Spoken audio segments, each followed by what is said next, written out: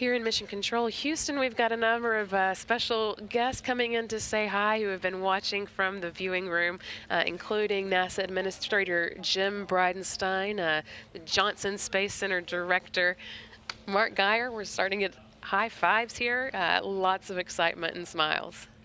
And this all follows a lot of work by a lot of folks.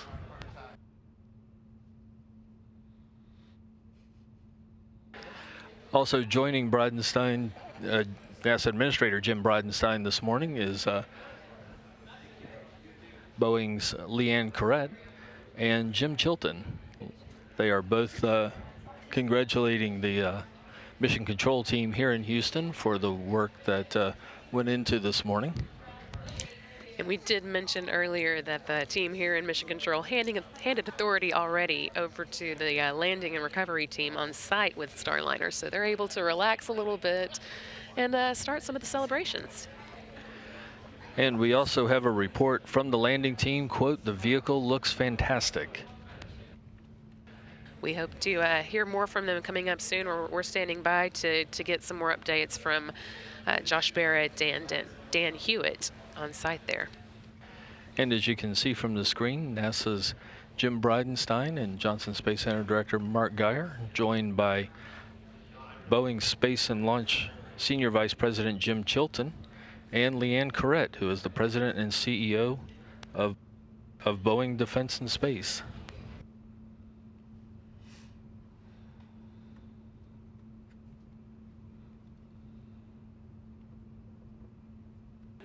Both Bridenstine Boeing and Chilton will be joining us again for that post-landing news conference that's coming up at 9 a.m. Central Time, and they'll also be joined by Steve Stitch, who is the Deputy Director of the Commercial Crew Program for NASA. So as you can probably tell, there's a lot of happy faces this morning in Houston. There we see Leanne with Flight Director Richard Jones and Mike Lammers and Bob Dempsey.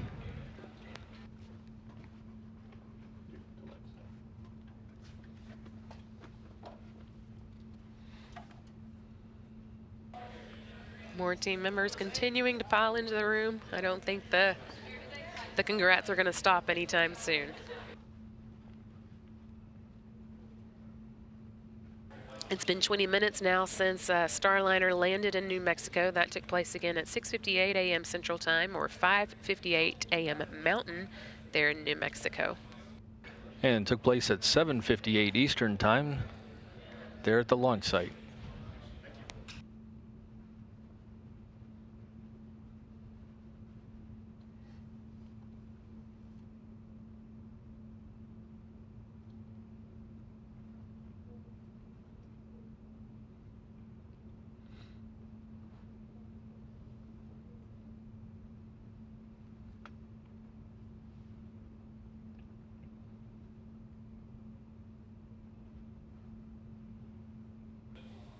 Once again, we've got a number of VIPs piling into the room, some of them that you might recognize, NASA Administrator Jim Bridenstine, as well as his Deputy Administrator Jim Morehard, and Jim Chilton, a number of Jims in the room today. Chilton's Senior Vice President of Space and Launch for Boeing.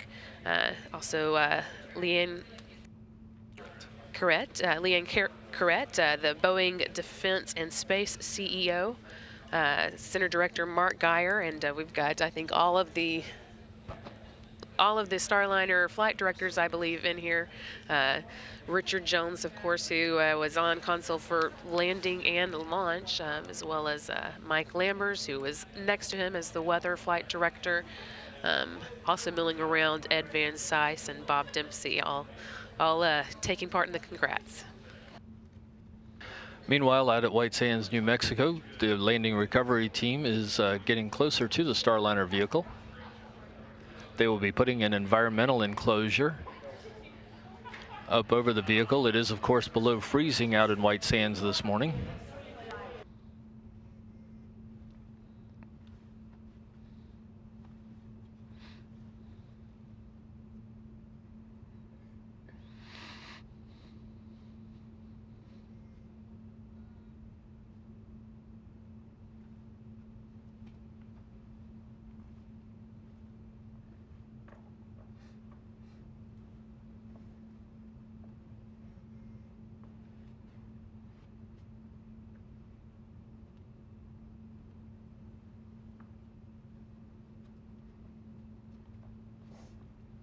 And we are seeing some imagery, some regular imagery coming from White Sands, New Mexico here in the control room.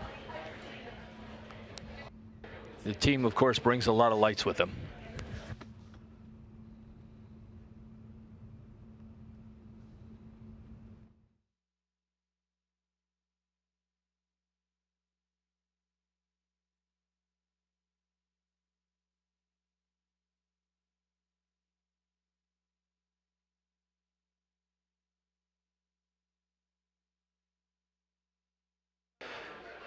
And we are hoping to reconnect with the blue team, part of the landing recovery team.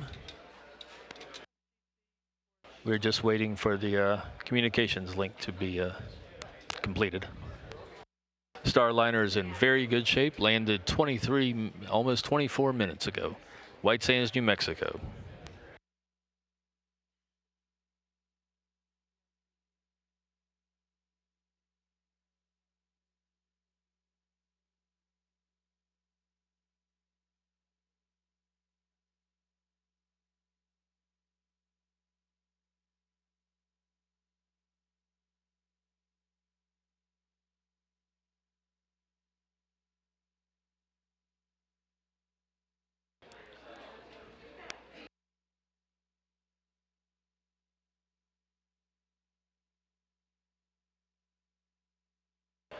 And we also have a report from the landing zone confirming that all the parachutes detached after landing to prevent the parachutes from pulling the vehicle over in high winds. The vehicle is looking good, is also the report, and the landing went very smoothly today. I think the team will be very pleased with the way today's deorbit and landing went.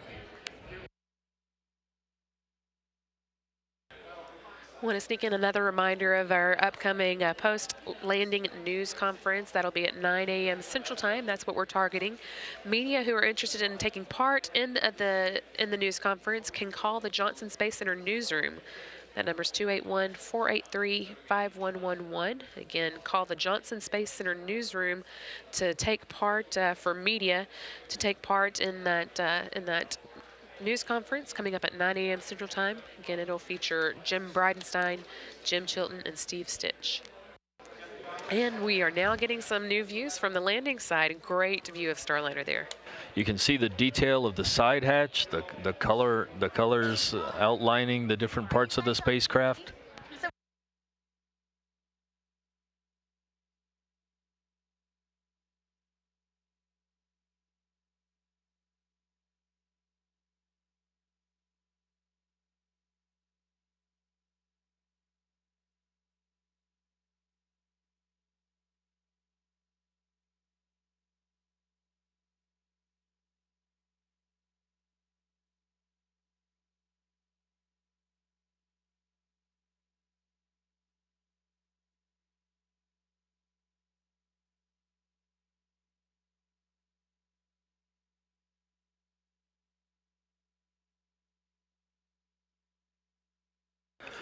And what we're seeing is the first members of the landing recovery team moving out to the vehicle.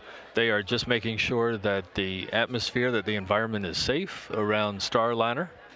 Starliner, of course, comes back through the atmosphere with the maneuvering fuel. It jettisons quite a bit of it on the way down, but they do need to confirm before the whole teams get there that the environment is safe for the landing recovery team. You can also see in this the partially deflated airbags. They of course have vents on them to cushion, just like a car airbag, to cushion the touchdown impact. It's supposed to come down at about 18 miles per hour, I think, right? So not nearly as fast as when it starts its journey, but you still like a little cushion there. All indications of the loads on landing are that it was extremely smooth. And again, Richard Jones, Flight Director Richard Jones, his comment was, looks like it's going to be a smooth landing when the CFT crew, when the astronauts of the crewed flight test make their flight into space. The next crew that will be on board is out at the landing site. That's NASA's Mike Fink and Nicole Mann and Boeing's Chris Ferguson. They're all going to be getting that first look at Starliner here in just a moment as the teams are allowed to move in. We're hoping to hear a little bit from them as we're able to get Dan Hewitt and Josh Barrett up and running. And one more note about the landing recovery team. Of course, we're going to stay focused on the capsule. There are other parts of the teams that go out and recover the base heat shield and the forward heat shield and the parachutes. The spacecraft itself will be taken over to Boeing Starliner factory in Florida and refurbished. The base heat shield does not get reused.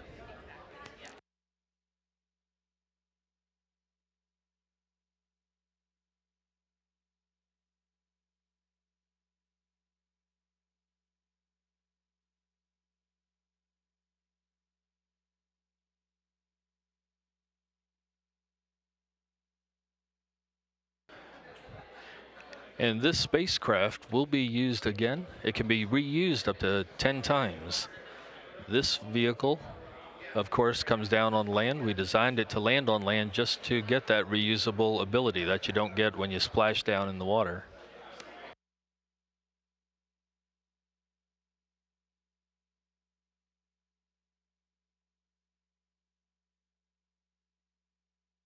Landing teams continuing to inspect the vehicle.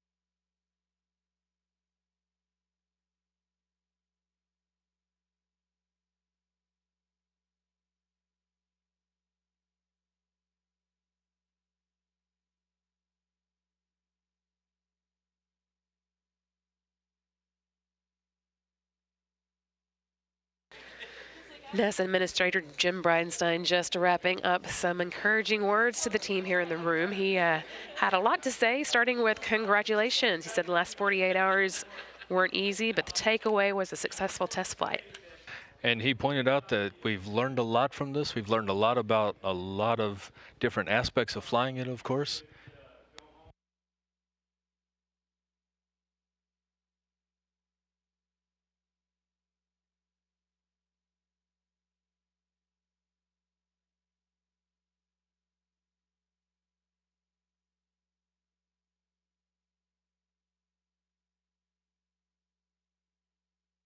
And NASA Administrator Jim Bridenstine told the room watching the landing was a thing of beauty today.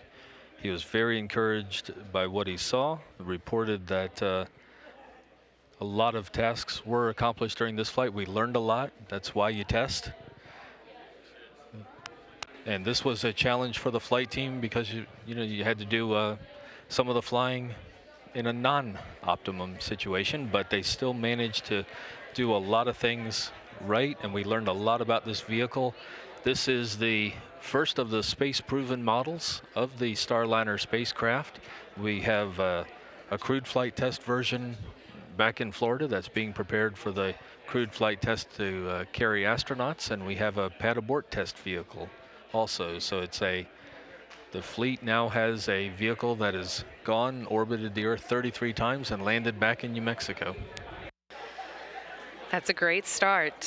Bridenstine also mentioned that he called Vice President Mike Pence from this room, and Pence mentioned that he knows that we just made history here. So kudos coming in from all over the place at the moment. We are also able to get one of the first still photographs from one of our NASA photographers in the field.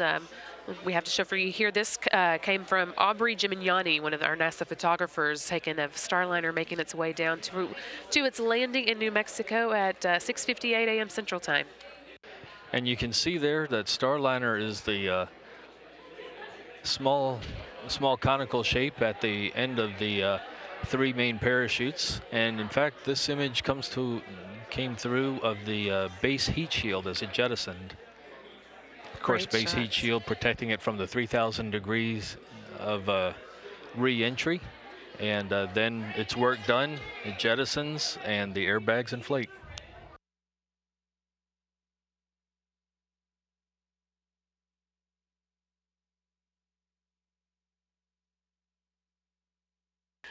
The team here in the room is about to take a group photo, but before they did, Flight Director Richard Jones gave his flight controllers the go-ahead to consider themselves done with the mission and advised them to go home and relish it. And indeed, all the mission controllers have been doing a lot of work during the duration of this mission.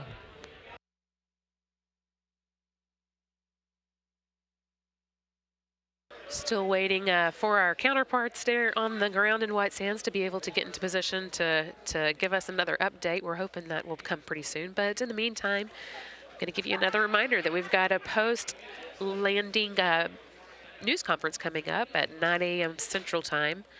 That's going to feature NASA Administrator Jim Bridenstine, Senior VP of Space and Launch Jim Chilton, and also the Deputy Director of Commercial Crews, Steve Stitch. They'll all be giving us the final word on the mission, at least for now. Media who would like to participate can call the Johnson Space Center newsroom at 281-483-5111. Again, that will be targeted to begin at 9 a.m. Central. And while we have Tori Wills-Pedrati and Jim May over in the studio, Tori and Jim, you're seeing now the visual light imagery coming in from White Sands. We see the landing recovery team, the first elements getting close to the vehicle, but you've seen the details of the hatch, the details of the upper structure. What are you thinking as you see this? You know, the vehicle looks clean, meaning we had a great reentry profile, just like we planned. And, you see the vehicle sitting there on its inner airbags, cushioned off the ground. Meaning we've got our analysis on the landing recovery system seems to be great. So the vehicle is in safe hands now on the ground. Yeah, and I have to say that I am very impressed with the way that the heat shield performed, but also looking at this and looking at how we landed, I think it's going to be really great for Sunny's first ride here for PCM1. So that reusability of that capsule is critical for us, and that's great to see such a clean landing. Sunny's crewmate Josh Cassida stopped by our console here in Mission Control just a moment ago, just giving a thumbs up. He looked super excited and I think ready to get on board.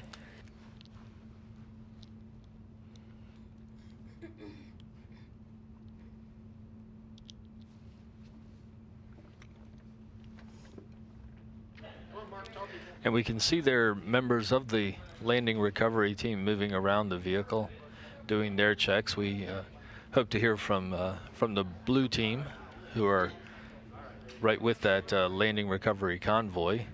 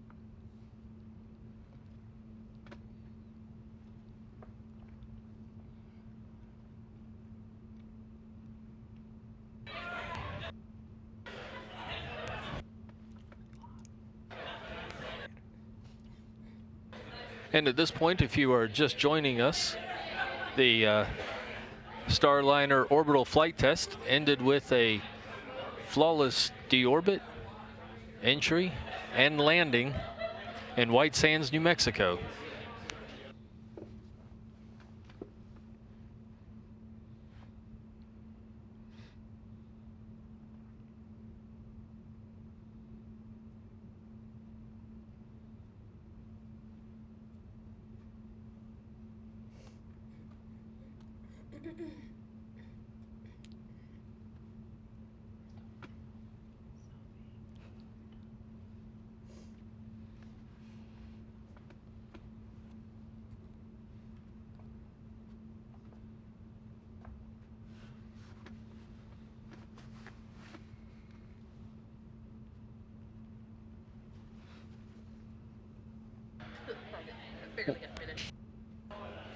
Once again, at this point, we are seeing the Starliner spacecraft safely on the ground in White Sands, New Mexico. This is the first vehicle to land, the first American-made human-rated capsule, I should say, to land on land. Came down under 3 parachutes, touched down on 6 inflated airbags, very smooth landing. Touchdown time was 6:58 Central Time here at Mission Control, 5:58 Mountain Time, the landing site, and 7:58 Eastern Time, where it launched from. We can see that they're moving the platform into place on Starliner to get access.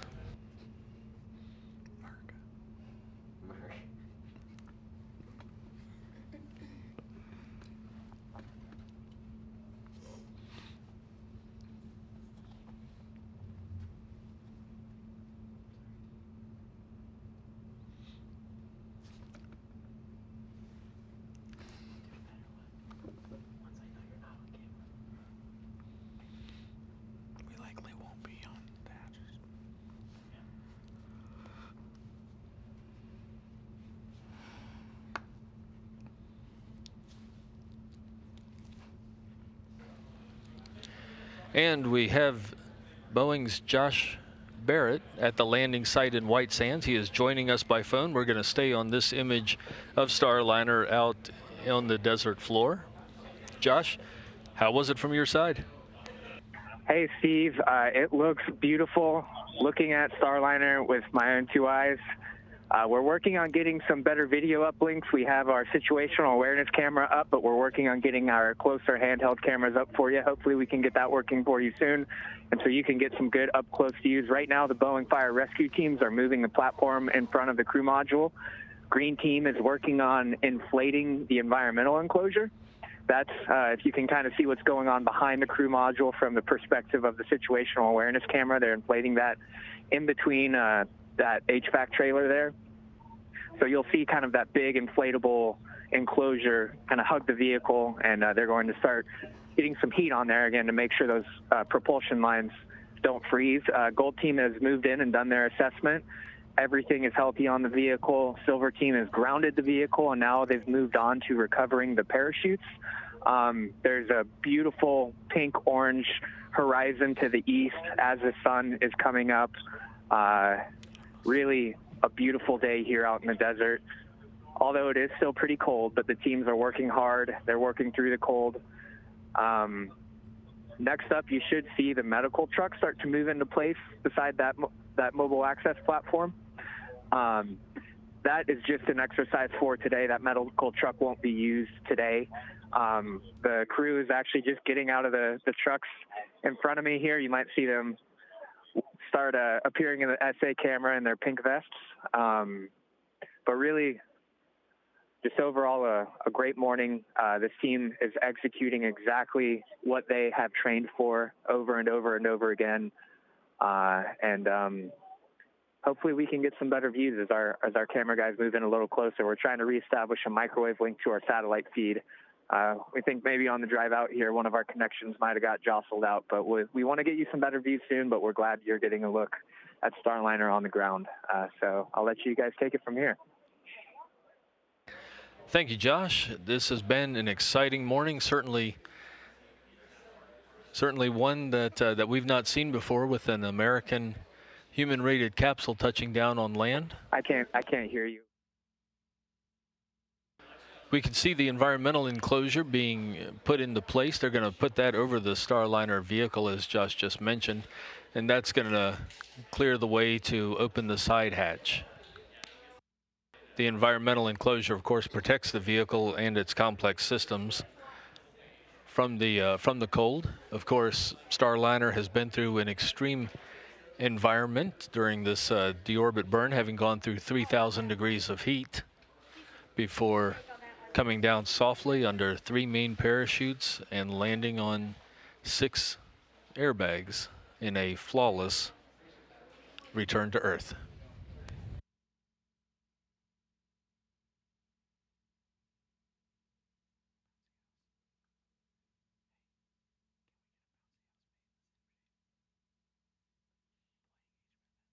Steve, while we wait for hear back more from the landing team, tell us a little bit about how Starliner gets back to Florida. What is that journey like? Well, they'll move. They'll basically, after they get Starliner safe on the ground, they will put it on a truck inside a crate that'll control the environment around it, and then it's a simple drive from White Sands, New Mexico, to Cape Canaveral, Florida, to Kennedy Space Center. Sure, that sounds simple. Where the engineers will pour through it and ultimately refurbish it, and we're going to fly it again. We are not only using these capsules one time. Each of these capsules is designed for 10 times to go in space. Look forward to seeing this one land on its 10th time then. And it sounds like we have Josh ready again to give us another update. Josh, can you hear us? Hey, Brandy. Yes, I'm still here. You can see the green team has just got that environmental enclosure in place. So now the red team will continue backing up that mobile access platform right up to the hatch. They'll extend a little bit of that, almost touching the hatch, but we don't want to make contact with the vehicle and potentially damage the thermal protection system. Because as you guys just mentioned, this vehicle will be reused, so that thermal protection system needs to be maintain integrity. We will replace the forward heat shield and the base heat shield. Actually, the forward heat shield landed probably about 600 feet away from the capsule. I'm looking at it right now. It landed on its nose. Haven't found the base heat shield yet, but I'm sure it's around here somewhere. The crew, you can see that's the astronaut crew in their pink vests. Now, you might not have heard me talk about Pink Team. Pink Team is just kind of the observers. They don't have an operational role, but they are in brightly colored pink vests just to make sure, they're visible, and the operational teams kind of avoid them, or they avoid the operational teams and don't get in the way of the operation. But again, that environmental enclosure, they're just kind of adjusting it a little bit right now to give red team to the hatch. There you see the mobile access platform backing ever so slowly. They're being very careful not to damage that thermal protection system. Josh, have you had a chance to talk with any of the astronauts, get any of their thoughts on watching the landing? I have not. They got out of the car and walked straight up to the vehicle while we're trying to get this video link back up for you guys, but I will be sure to grab them as soon as I can. Understandable if they want to hurry over. Yeah, I know Josh is back in Houston watching, and Sunny's here, and I'm sure she's extremely pleased seeing her ride back on Earth safely, executing a pretty flawless landing. 2 drogues, 3 main parachutes, 6 airbags. That's what we want to see every time. And Josh, how does this look compared to what we saw after the pad abort test? So I was honestly expecting a little bit of a kind of thermal scorch marks almost on the vehicle, but it looks almost as good as the day it left the factory in Florida. It was, even all of the logos, the NASA logo, the Boeing logos, kind of the hash marks we have around the top where the forward heat shield meets the vehicle, those are all 100% perfectly intact. Now you can see the medical trucks starting to back up. So we actually custom designed those medical trucks. Those were surplus Army 5-ton trucks. And we kind of outfitted it with that platform you might be able to see on the back of the truck, and the interior was completely refitted to be a pretty state-of-the-art field medical facility. So once again, when the astronauts come out of the hatch, they're going straight into that medical truck just to make sure that they're healthy after spending an extended time in orbit.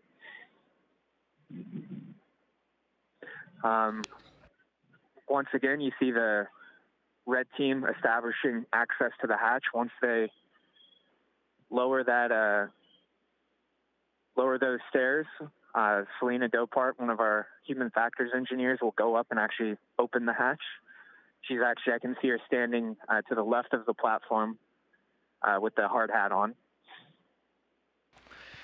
And Josh, I know just like, tell us a little bit about some of the practice stuff. This is what I'm getting at is just like the flight control team does simulations, just like the launch team does simulations, the landing team has walked through this a number of times out in White Sands, correct? Yeah, they have done it about 4 or 5 times as a full team, and that's 4 or 5 separate times when the whole, the fire rescue teams come from Charleston, Seattle, a lot of the major, California, a lot of the major Boeing facilities across the country. And then the Starliner program teams come from Houston and Florida mostly. So they have taken, over the past couple of years, 4 or 5 times, they all come together and run through these exercises. And then individually, each team kind of practices their routines multiple times throughout the year, make sure everyone stays fresh, knows exactly what they're doing. Pretty delicate operation. And, there's some very time-critical elements to it, especially when we get crew on board. This time, since it's the first time the team is actually doing it for real, we're taking our time. There's not crew inside, but we do have a requirement to get crew out of the vehicle an hour after touchdown. But this time, the vehicle landed and powered itself off. And so that kind of gave the team plenty of time to make sure that they're doing this right. They're doing it deliberately and intentionally. And, really the biggest time-critical thing was getting that environmental enclosure over the vehicle and heating it up a little bit in this kind of frigid desert air. And Josh, we do have a report that goes along with your no scorch marks observation there. The re-entry cabin heating was notably lower. Was a notably lower change in temperatures, which indicates a better than expected performance of the re-entry system. That is that's really good news, and I think this is going. It sounds like it's going to make it an easier refurbishment operation. You're the one who is out there in Florida all the time with the factory and with the refurbishment. Does that make sense to you? Yeah, I actually, it'll be really great to see this vehicle back in Florida, because right now we have our other two spacecraft. The paddleboard vehicle is in the factory, as well as the crew flight test vehicle. And, you know, back when I first joined the program about 2 years ago, it was really awesome seeing 3 vehicles in flow. So when this comes back to Florida and they start processing it for Sunny and Josh's flight, plus the 2 international astronauts that are assigned to the vehicle, it'll be nice to see. It'll be kind of like getting the family back together. I bet there are a lot of people are going to be excited to see it back in Florida. Yeah, that's right. And, you know, in the meantime, while we test and process and refurbish this vehicle for the next flight, the crew flight test vehicle is going through kind of final processing right now. The paddleboard vehicle, we actually will not fly that to space, but we will keep it around just in case we need any spare parts from it. So that we'll have that in Florida as well for a while. But that was really cool seeing it come back. If you watch the paddleboard test, you might have seen all the signatures from everyone who worked so hard on it. We couldn't sign this vehicle. Again, the thermal protection system kind of inhibited us from putting Sharpie marker on it, but still a beautiful vehicle. It's kind of a shame the environmental enclosures covered it up right now, but again, we're just doing that to make sure the vehicle stays safe and healthy so we can use it again. And Josh, we want you to stand by. We want to go to Tori Wills-Pedrati, who's one of the engineers who worked with this heat shield. And Tori, you've heard Josh's description of the spacecraft. You know, light scorch marks, nothing. It looks a lot like the way it did when it went into space. What does that tell you?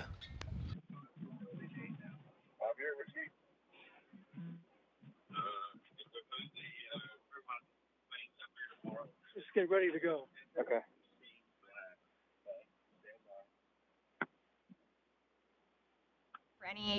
Anything during landing, and reentry, but seeing it and hearing that the inside of the vehicle was even better than we expected just is such a great feeling to know that we not only did our job, but better than we hoped it would perform. So that's really, really good to hear, and I think that puts a lot of confidence in these systems going forward. Tori, I think we lost the first part of your question. Can we get you to run back over it? Yeah, of course. So I was just saying that listening to Josh and seeing that the vehicle was as clean as it was, and Jimmy and I were talking about it in the studio just a few minutes ago, that the vehicle looks fantastic on the ground there, right? White, clean, way better than what we were expecting to see. We were expecting to see some char marks, maybe a little. Are you calling through the Wi-Fi? Run. So it's really good looking out there, and it really just puts confidence in the analysis that we've done and the models that we have. Jim, does this look the way that you expected it to? You know, it looked better than I expected it to. So I was really thinking that we were going to see at least a little bit of scorching right around where the shoulder comes up onto the vehicle, but those tiles are in all of the right places and they look just like they did when they left the factory. So that is a phenomenal thing to see. Hey, we got it. Thank you, Tori. And Jim, you're seeing seeing all this. You're seeing what the crew's going to see. How's this going? What are you thinking right now? So for the crew involvement, one, the vehicle looking the way it does means good things for them coming back, but it also means good things for the parts on the inside of the spacecraft they're going to reuse as well. Get the crew ready for an So interview we as well. are going to reuse things like the tablets that we're using to do the crew procedures, and also using for some of their training while they're up on orbit. Things of that nature that are inside of the spacecraft that are going to be coming back as well are going to be reused on later flights. So that's a good thing, seeing the vehicle the way it is. And we are seeing really good imagery now of the team coming out. Josh, do we still have you out there in White Sands? again, Starliner engineer Selena Dopart working on opening the hatch. So right now she's got a couple of different tools. So the hatch seals itself, it is actually a little difficult to open. It's kind of like two suction cups stuck together. And so she's working on what's called burping the seal. So she's kind of opening up a valve to allow a little bit of air into the seal, and hopefully that'll just give her enough give to get that hatch open. She's already kind of cranked the latch to unhook it, so she's again working on burping the seal right now. If that doesn't quite work, there's another relief valve that she'll kind of use to pop the seal. And that's if they start working on something kind of in the middle of the hatch, that's what they'll be working on. It looks like that might be what they're doing right now. Yeah, you look great, man. They're probably going to get on you for a while. Now, she's still working on that lower valve. Again, trying to burp that seal. Yes, that is the technical term. That's very descriptive. What will happen after that once they do have that seal burped? So again, if they can, if that gets enough air into that seal, they'll be able to, release the hatch seal, and then they can open up the hatch. So that's what they're working on right now.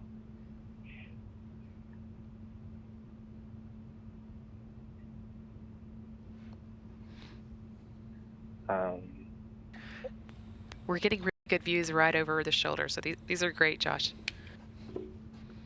Yeah, I wish we got it a little earlier, because the fire rescue team, when they're putting that platform into place, I mean, they work together so well. Hearing kind of their calls as they orchestrate the operation is really fun to watch. We got to They see work as a that team and the incredibly well. environmental enclosure go on, just not from quite this close. Hopefully for later flights, we'll get all this live. And getting a TV signal out of a remote landing site in the desert presents its own set of technical challenges, but I'm glad we're getting this view right now. Again, this is opening up the hatch. And Josh, we do have confirmation that it appears they've relieved the pressure on the seal. Looks like they're getting close to pulling it open here.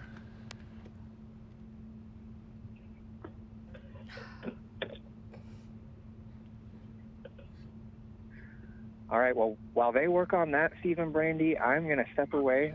We are going to go find the crew members and hear from them, from their perspective of how that went, and we'll get them on camera for you guys here momentarily. We'll stand by. Thank you. And since we are just hitting the top of the hour, I wanted to remind everybody that in about an hour at 9 a.m. Central is our target time. We are planning to have our post-landing news conference that's going to feature NASA Administrator Jim Bridenstine, Boeing's Senior Vice President of Space and Launch, Jim Chilton, and NASA's Deputy Director of the Commercial Crew Program, Steve Stitch. They'll be joining us at 9 a.m. Central Time for a post-landing news conference. Media who want to participate in that can call the Johnson Space Center newsroom at 281-483-5111.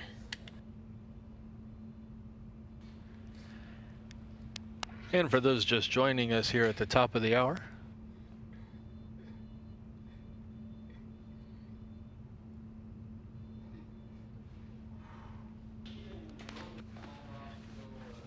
and we do have views now. The hatch is open. Starliner's OFT hatch is open.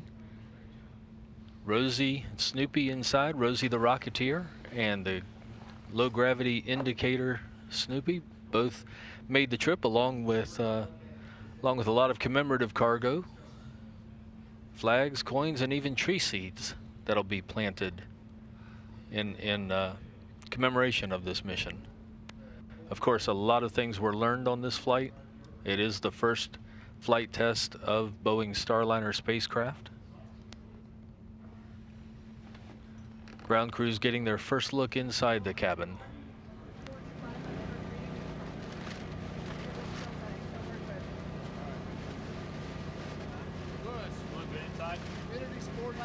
And the frame that you saw pushed pushed into place there in the hatch is actually a cover for those same seals that they were just relieving the pressure on before they could open the hatch.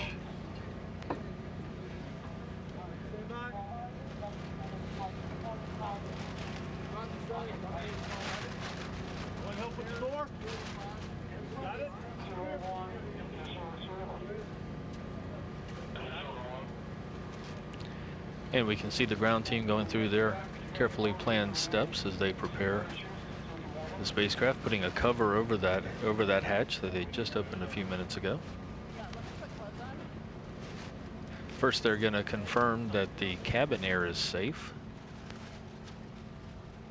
This flight test produced a lot of data for engineers, a lot of information, and a lot of operational processes to see how it performs in space.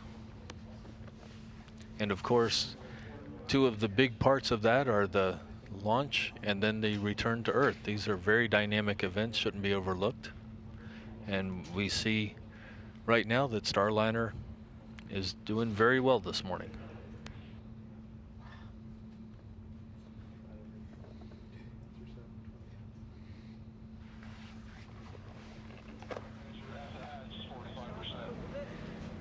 And we have our first landing recovery team engineer about to go inside the Starliner vehicle.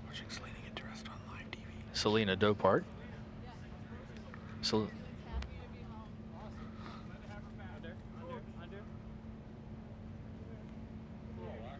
For those who are just joining us, Boeing Starliner spacecraft touched down in White Sands, New Mexico an hour and 6 minutes ago. Came down under 3 main parachutes, touched down on 6 airbags. Now we see Selena Dopart of the landing recovery team moving into the Starliner vehicle. This mission was without a crew as the first flight test of the vehicle in space.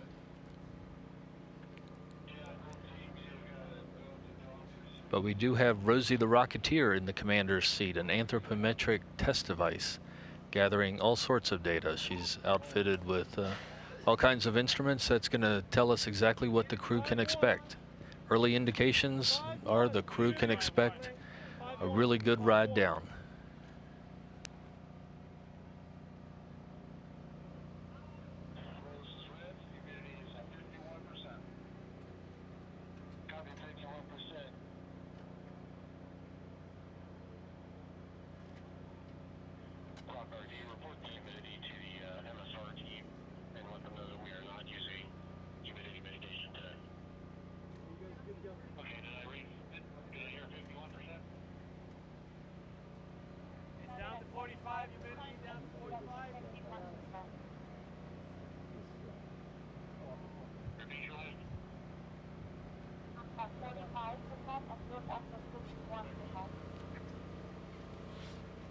Copy 45 to 51. And Lewis, what loop are those guys on?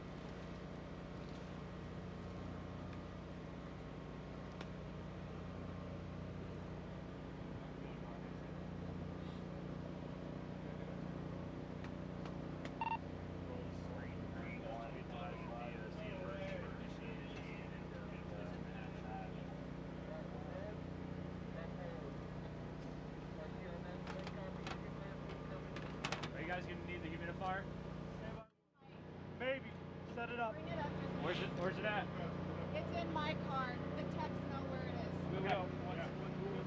RTO. And we do have reports from the landing recovery team that Rosie the Rocketeer is still strapped in the commander's seat.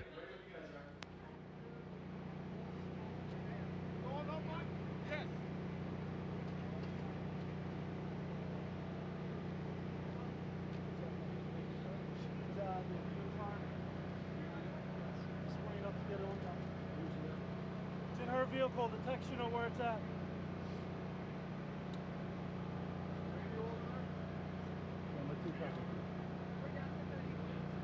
31. While we're standing by on this, we do have another photo that came in after Starliner's touchdown from our NASA photographers there on the scene.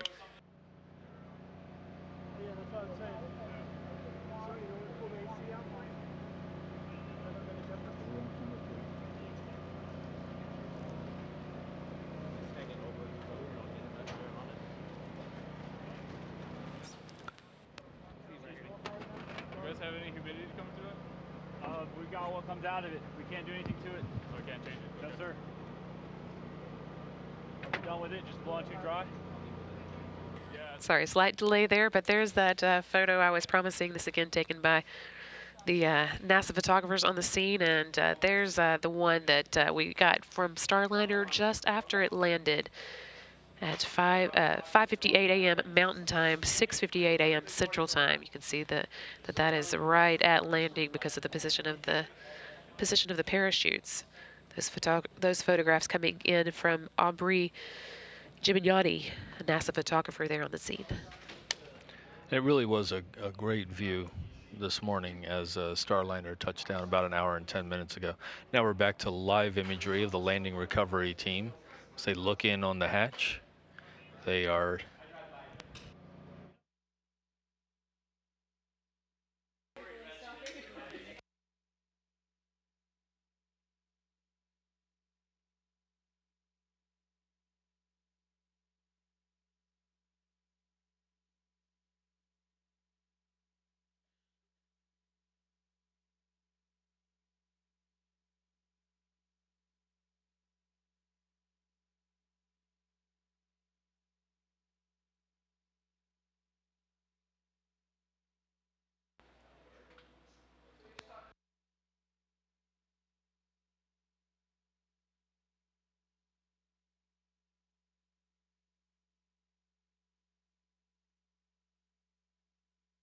We expect to hear momentarily from the landing team there on site, we think are just about to get into place with the next crew to fly on a Starliner, or the first crew to fly on a Starliner. NASA's Mike Fink and Nicole Mann, along with Boeing's Chris Ferguson. We expect to hear from them just momentarily. I think they're still getting into place, but we're going to hold on and hope to get some words from them soon.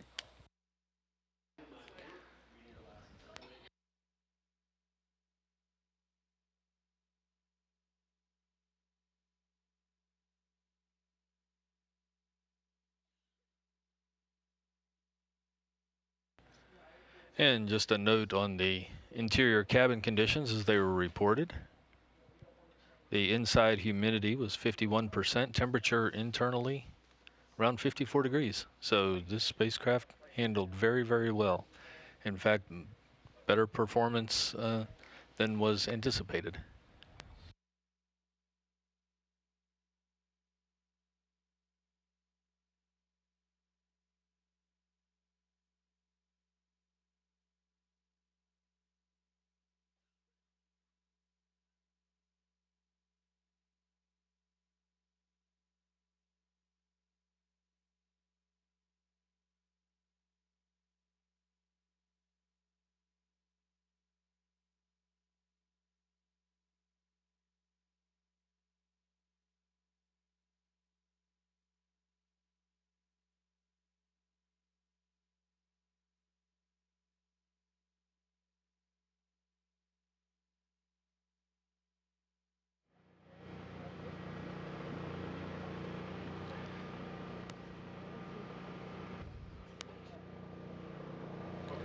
And we're looking now at some of the astronauts there in the blue pants and in their astronaut jumpsuits out at White Sands, New Mexico.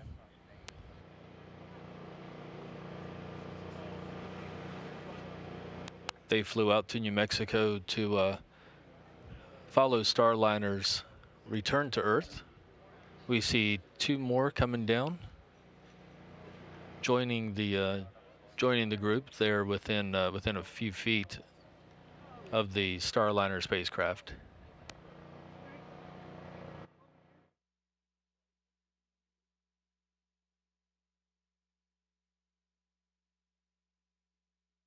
So right now we're looking at the astronauts as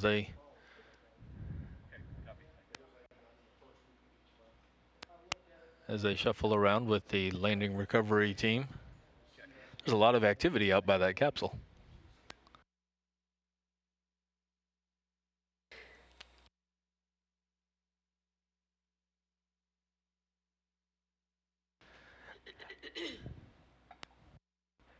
And there's a lot of activity around the capsule. This is a little bit reminiscent of the shuttle days when everybody would gather around the shuttle after it landed. And of course, you have crews come in with the Soyuz landing in Kazakhstan. Yeah, this is a little less remote than the shuttle, but a little more remote, or not quite as remote as the Kazakhstan landing. Still, it does start to look familiar, and it looks like we may be getting close to having the crew ready to talk with us. In fact, I'm going to toss it right on to Dan Hewitt, who is in the field. How are you doing, Dan?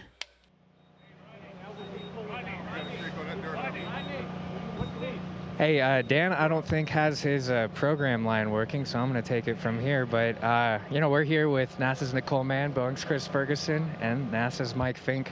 Guys, Nicole, I'll start with you. I'm guessing this is your first spacecraft landing. This is my first spacecraft landing. It was incredible to see. We're so excited for the Boeing and NASA team, and the recovery forces today just did an incredible job. Crystal clear day. You could see it from about 300 kilometers away. Good double sonic boom.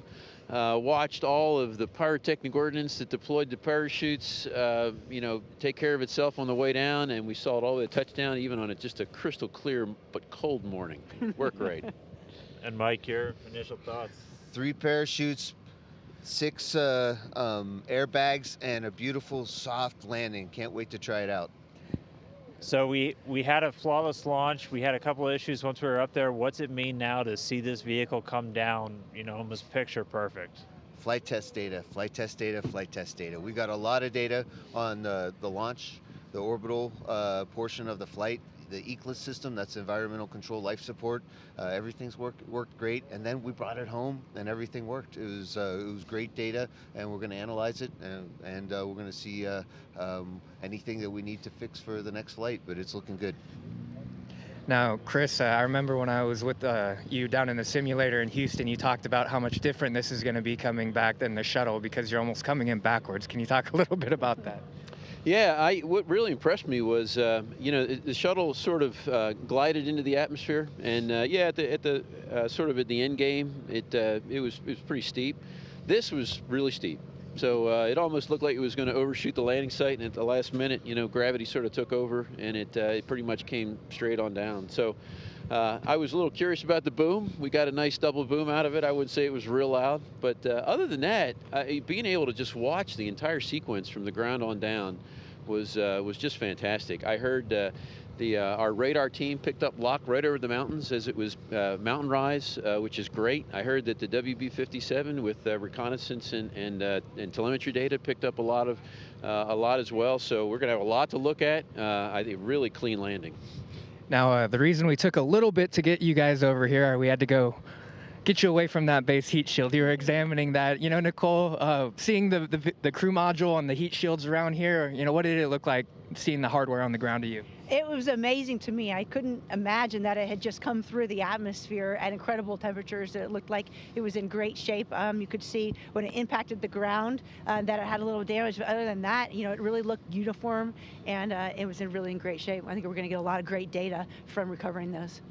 Well, I know it's pretty cold out here. We might let you guys bundle back up and toss it back to you guys, Brandy and Steve out in Houston. And I want to bundle back up too. It's freezing.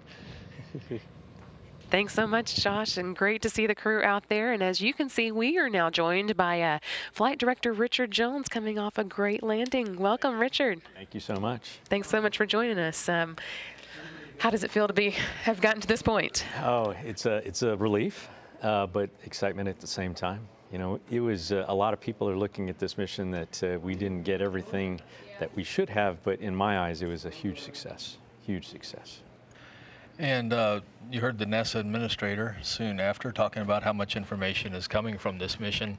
Talk a little bit about some of the things you and your team worked through issues at the beginning, but then you got a lot of stuff done. And of course, today's landing was just beautiful. Yeah, we proved clearly the ascent and entry systems worked great, but we also had the opportunity to fly underneath the space station. We made voice communications with them, not necessarily through a voice communication, but we had a positive link where we tested commands. So we got some objectives done. Talk a little bit about your team. You don't do all this by yourself. No, none of us do all this by ourselves. No, I am definitely a part of one of the most exceptional teams that I've been a part of. You know, we accomplished so much with this flight. The team members, every single one contributed in their own way and contributed to the successful outcome of this mission. So very proud to be a part of that. I feel like a lot of the successes are probably due to a whole lot of training on the front end on your side. Yeah, no, we've been training for over a year now. We've had a lot of simulations going through all of these things. And it's kind of built into the flight control elements that we all are trying to hone our skills to do. And it's just to perform under sometimes the face of adversity and perform when everything's calm. So, you know, it's part of what we do. You all seemed very calm the whole time. We were right here with you, and it was amazing to us. Well, it was, you know, it's almost like a duck with their feet paddling underwater. We were working really hard trying to get through some really difficult challenges, but on the surface, yeah, that's our demeanor. When you had, of course, this great seat where you saw all the telemetry of the vehicle as it came down, as it landed, looked stable as a table to us, came down soft as could be. You saw the numbers. How did that look to you? No, the data looked, I mean, just great. And there was a period during re-entry where we had a little bit of a blackout, but it happened exactly where it should have been. All of the systems were performing exactly like what we predicted. In fact, a lot performed better than what we were expecting. And so it was really good to see the vehicle behave the way it did. And we're seeing right now some live views of the astronauts getting a look inside the vehicle. I know you had a good seat, but it's hard to compete with that one. No. You're right. I cannot compete with that. It's going to be really exciting to see the CFT crew get into not necessarily this vehicle, but its vehicle, their vehicle that they're going to fly to the space station. It's going to be a great day to see that happen. How do you think Rosie, the Rocketeer, did during this flight? I'm sure she did just fine. You know, she got a great ride during ascent. The Atlas V performed flawlessly. Once we got on orbit, she got to see how the cabin atmosphere was behaving, all of the systems. She probably had, it's like a Southwest flight to their hometown. It was just that easy. When you look back at this mission, what are some of the days that are going to stand out to you? Oh, every single day. You know, it's not more of the days. It was. I will look back on this and just remember the people that were a part of it. There were just so many people, not just in this room. The engineering team, whether they were just down the hall in Florida, the ULA team members that we had, the mission management team meetings that we had. It's really special to see so many people from different backgrounds just come together and just perform flawlessly. That's what I'm going to remember. Getting some good We're views getting inside. some of our first images from inside the cabin of Starliner. Richard, you're seeing these fresh just as we are. What are you thinking? Gosh, you know, it looks. I'm looking inside that cabin, and it looks like all of the cargo did just fine. It's. I would love to see Rosie just sitting there, just to see how Rosie did. But boy, it looks like they had a really smooth ride. That's what it looks like to me. Lots of good news today. You can see just a little bit of Rosie there on the left side of the screen. I do see her. Yeah. Yeah. Looks like she had a great ride. Well, and Richard, returning to kind of your journey so far, you were on hand for the last flight of the space shuttle, and now the first flight of this new vehicle. That's some interesting bookends. It is, and you know, being a part of STS-135, shutting down the shuttle program with that mission, it was very special. It was very emotional. Chris Ferguson was a part of that mission, so I'm paired with him again coming up on this upcoming CFT mission. But to start up a new program like this from the ground up, all of the years of hard work that many people put into this, it's very special. I will always remember that. Yeah, I'm sure. what would you say that this team needs to do and get ready for between now and the next mission? You know, what we need to do is we need to look at the data, right? We're going to grab all the data that we collected during this flight, break it down, look where things can be improved, look where things don't need to be improved, because there's a lot of areas that fall into both of those categories, and really look at it with the eye in terms of what really has to happen in terms of changing before we go fly CFT. That's what we need to go do. Well, Richard, thank you so much for joining us. I really appreciate it. I think actually we are now going to go back to the field and hear from Sonny Williams, who's going to be on this capsule next time. That's great news.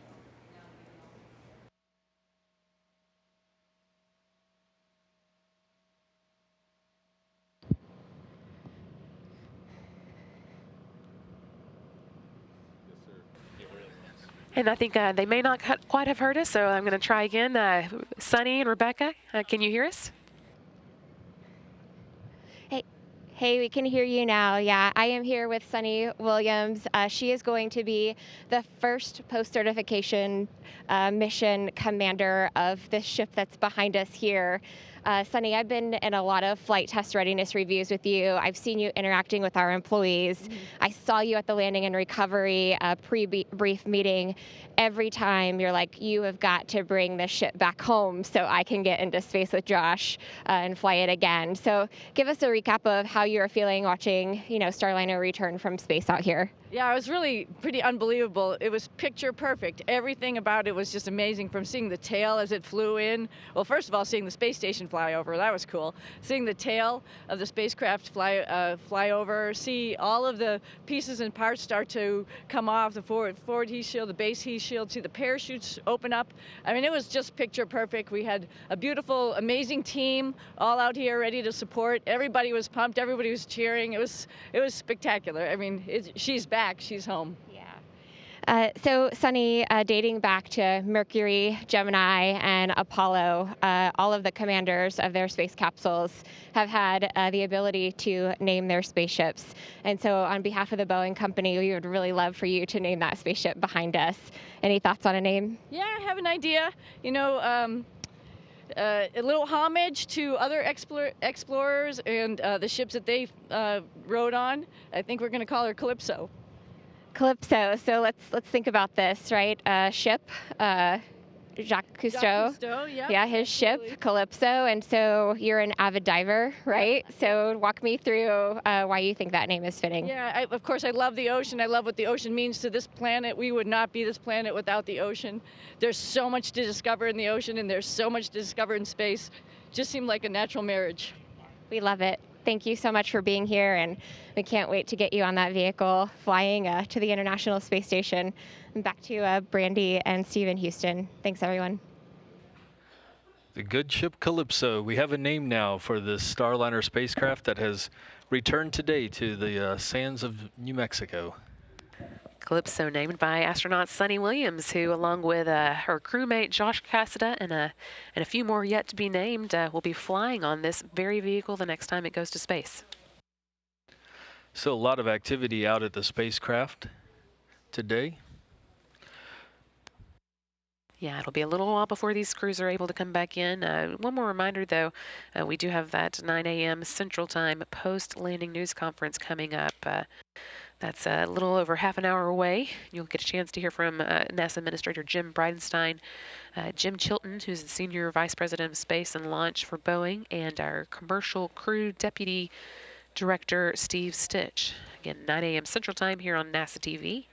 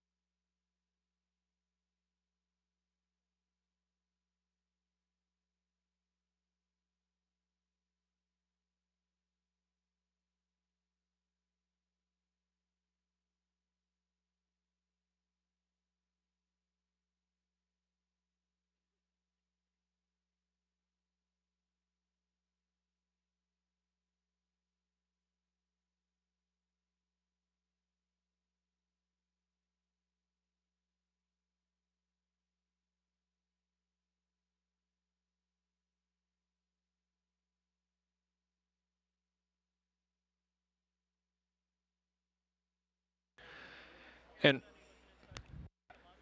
we are seeing astronaut Sunny Williams look into the cabin of Starliner. That is her ship next. That is the good ship Calypso, named by NASA astronaut Sunny Williams, who will command it on its first operational mission to the International Space Station. Of course, before she does that, there'll be the crewed flight test. That'll be with NASA's Chris Ferguson, Boeing's Chris Ferguson, apologies, and NASA's Mike Fink and Nicole Mann. All there on hand, taking a look at the vehicle, and all very eager to see the next Starliner in space.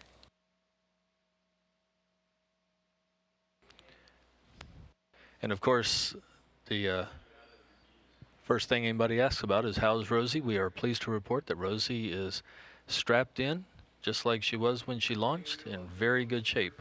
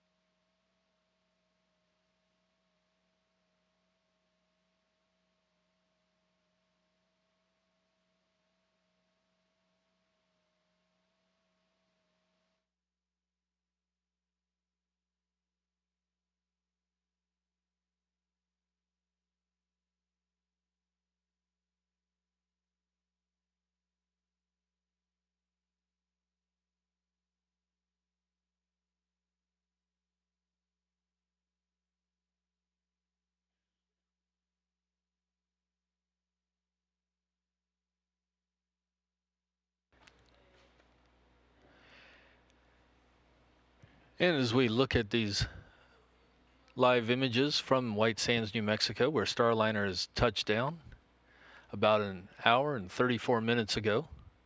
This mission started back in Florida on Friday, lifting off at 5:36 a.m. Central Time. Going up and ran into the difficulty at orbit insertion, but managed to get into a safe, stable orbit, accomplished numerous mission objectives, and then position the spacecraft for a return home. That's right, and it returned home right on time at 6:58 a.m. Central Time today. That was 5:58 a.m. Mountain Time there in the New Mexico desert. Some video there from the landing as the spacecraft was floating under its three main parachutes. That was 2 days, 1 hour, and 21 minutes into Starliner's first mission. And it floated down to a perfect landing, as you've been seeing, leaving the spacecraft in great shape. We're just about done with our coverage today, but we did want to give you one more reminder about the upcoming news conference. That should be coming up at the top of the hour, 9 a.m. Central Time, with NASA Administrator Jim Bridenstine. Senior VP of Space and Launch for Boeing, Jim Chilton, and NASA's Commercial Crew Deputy Director, Steve Stitch. Again, that will be taking place at 9 a.m. Central Time here from the Johnson Space Center in Houston. Media who would like to participate can call Johnson Space Center's newsroom at 281-483-5111. So at the conclusion of this first flight test of Starliner, thank you for joining us this morning. I'm Steve Seisloff from Boeing Communications. I'm Brandy Dean from NASA Public Affairs. We'll see you next time.